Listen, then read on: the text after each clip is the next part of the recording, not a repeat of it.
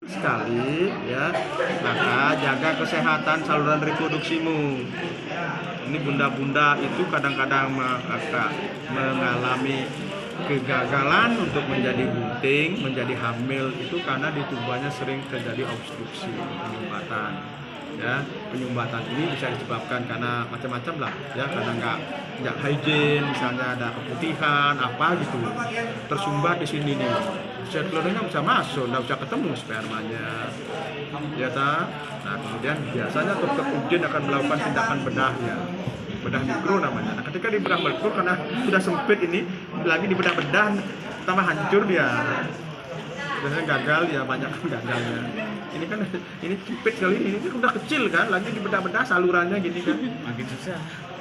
Hancur jadinya, sampai tinggi buah. Biasanya nggak berhasil biasanya, ya.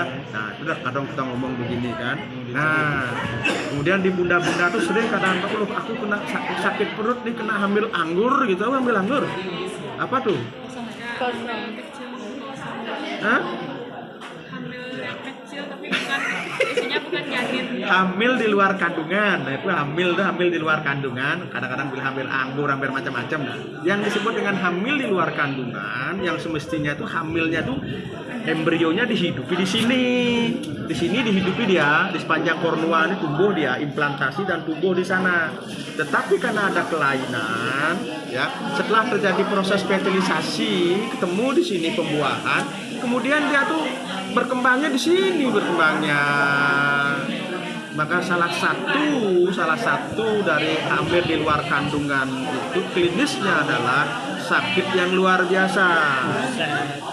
Ini orang kecil gini kembang, dia di sini kembang bayi, sakitnya bukan bayangan, ini begini misalnya. Kamu mau ngandung itu? Nah, biar tahu salah tempat, makanya hamil di luar kandungan. Nah, di sini dia kembang. Ini kecil gini kan bayi berkembang, itu gimana sakitnya ini? Yang khususnya di ruangan yang besar ini. Ya, nah, dia tahu kan, nah itu kan jenisnya kan hamil luar kandungan ini kan. Ya, baik. Nah sekarang kan tuba fallopian ini punya penggantung penggantungnya ini dong, biar nggak sana kemari, di kiri kanannya kan digantung dia kan. Nah apa namanya ini penggantung tubanya? Mesosalping, bukan mesotuba. Nggak ada orang bisa, nggak ada orang bilang mesotuba fallopian, karena nama lain dari tuba fallopian ini salping, mesosalping namanya. Kalau penggantung ovariumnya nih kan, ovarium kan gini kan, ini kan digantung dan ini kan, ini penggantungnya nih apa namanya? Meso itu bahasa kedokterannya itu penggantung itu. Ya, berarti mungkin itu ya kayak manusia tuh kayak dihilangin sama setan karena tumbuhnya di anunya yang hamil kecil itu dia hamil dua kandungan namanya. Ya itu mungkin itu sebutan dihilangin sama setan itu dipercaya orang-orang mungkin itu salah tempat salah tempat ngomongnya gitu. Makanya salah satu hamil di luar kandungan itu adalah sakit bukan main. Hamil di luar kandungan. Ada yang disebut dengan hamil anggur itu hamil palsu. Kelihatan dia hamil tapi air aja isinya. Itu beda. Itu di endometrium dia berkembang. Sebenarnya bukan perkembangan janin dia, hanya cairan yang tumbuh di sana gitu loh. Bisa disebabkan karena ya sudah terjadi proses pembuahan, karena ada unsur infeksi ya tumbuh cairan itu, kemudian kan pecah, air aja nggak keluar anak gitu loh kan. Nah itu kan sering orang bilang ambil air, juga bilang kan ambil air gitu kan. Nah, itu sebenarnya itu sudah pernah terjadi proses kebuntingan, implantasi, embrionya mati, airnya tumbuh. Berarti kemungkinan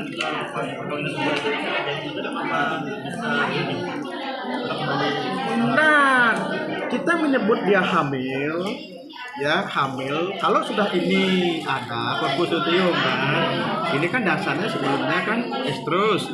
Nah estrus, sel telurnya terlempar, dibuahi. Setelah dibuahi, ini berkembang menjadi corpus luteum. Baik hamil di luar kandungan, hamil air, ini terus berkembang, ini memelihara kebuntingan. Iya, karena ini tidak ada yang beregresi, karena sudah ada kehamilan di sana. Sel-sel endometriumnya tidak menghasilkan progesteron untuk membunuh, untuk melisiskan ini, karena dianggap hamil. Ya, hamil kan, hamil di luar kandungan kan hamil, ini terus berfungsi menjaga kehamilan. Hamil air dasarnya hamil, terjadi fertilisasi akibat karena ada unsur tertentu infeksi, mati embrionya, hamilnya, airnya. Ini tetap ada ini, gitu. Oh iya, dijaga kehamilannya, namanya hamil. Nah, ketika lahir, ketika sudah air aja keluar, ya, oke ya. Penggantungnya sudah, tuba fallopinya sudah. Nah, sekarang jalannya ke uterus. Uterus ya, kiri kanan ya. Ada yang mempunyai uterus satu nih.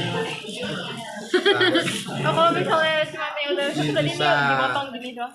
Iya, ya biasanya karena ada unsur infeksi biasanya kan, infeksi sebelah kiri umpama kan ada kelatuan, biasanya setelah didiagnosa, dilakukan pemotongan sebagian saja yuli dan telar apa cutting ya. Nah, kemudian berkait dengan tadi ostium abdominal kan ada rongga di infundibulum itu kan. Ya biasanya kesulitan tidak terjadi proses fertilisasi disebabkan karena ada obstruksi biasanya, penyumbatan di tubanya kan.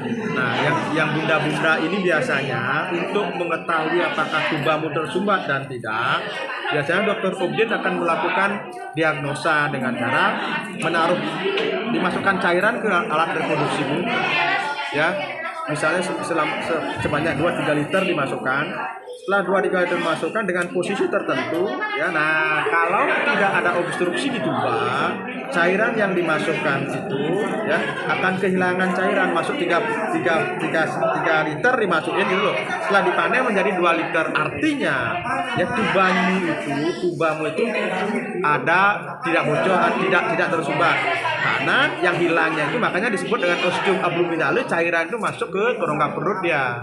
Cairan tadi itu nyemplung ke rongga perut kalau nggak ada sumbatan dia. Nah, ketika kamu sudah 6 tahun nggak punya anak, nah dokternya mengambil tindakan itu, dikasih cairan dimasukkan, nah dipanen cairannya masuk 3 cc, hanya keluar 3 cc ya obstruksi. Ya, nah itu cara pertama. Cara kedua dikasih kontras, dikasih cairan pewarna. Nah, nanti cairan pewarna tuh dimasukkan, setelah dimasukkan diberi kesempatan untuk ngalir dulu dengan posisi di tungging kamu menghadap ke bawah alat kaki ini. Nah, baru dipoto di kontras. Nah, foto dia, cepret fotonya tuh merekam kontras. Kontrasnya itu ketawa di alat kelaminnya, seandainya kontrasnya bisa masuk ke tuba fallopian sampai ke abdominale, ya kelihatan. Oh ini ada. Itu biasanya untuk menentukan obstruksi. Kalau memang benar itu obstruksi, nah langkah berikutnya itu dah. Biasanya kamu disebut surgery dah. Ya, surgery kebanyakan rusak jadi. Ya. Tapi jangan masalahkan sekarang teknologinya baik, biasanya dengan menggunakan walaupun nggak bisa sel telurnya nggak bisa ketemu gitu, dengan uji, dengan embrio transfer bayi tabung bisa ditanggulangi kan teknologi. Ya, baik sekarang ngomongin ini uterusnya. Uterus 2 kiri dan kanan, ya. Nah, kemudian ada kornua, ada korpus. Setelah bercabang ini namanya korpus, badannya di sini. Ini badan korpus cornualis. Setelah korpus cornualis kemudian baru cervix. Ya, kamu wajib dipegang nih cervixnya nih. Cervix ini sebatas ini. Nah, ini tulang rawan ini bahannya. Setelah cervix ini vagina. Ini vagina. Nah, setelah vagina langsung ke depan sampai keluar ke vulva. Nah, itu kan pencet dulu. Ini kayak cincin ya dok? Ada berapa cincin yang seperti cincin? Yang cincin tuh yang mana? di dalamnya. Ini direkam ini. Ini kan ini kayak kelan rawan nih kan, direkam dulu. Ini sebab ini masukkan ke memori simpan ini. Ketika kamu melakukan rektal nanti di semester 7 kebidanan, masuk tangannya ke saluran reproduksi, yang bisa kamu kenali ini barangnya katos ini aja. Yang lainnya sudah semua kayak genyol-genyol, kayak lemah.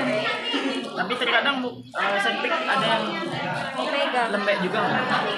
Ada orang bahannya tulang rawan, bagaimana bisa lembek dia? Kalau misalnya kecilnya